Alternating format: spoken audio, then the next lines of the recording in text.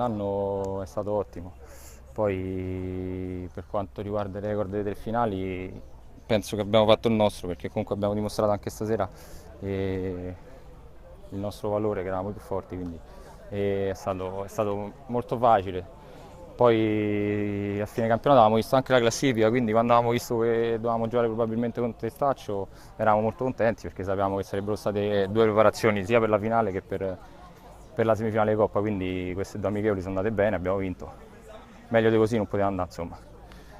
Loro, sia Pisana che Golbet, sono due squadre forti, chiunque avremmo incontrato sarebbe stato difficile. E ti ho detto, abbiamo avuto il vantaggio noi della semifinale, che è stata la nostra molto abbordabile, loro se la sono giocata, Pisana è un'ottima squadra, sicuramente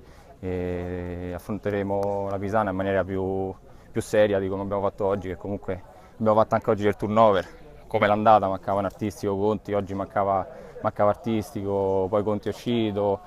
quindi diciamo te l'ho detto, queste due amichevoli sono andate bene, dai.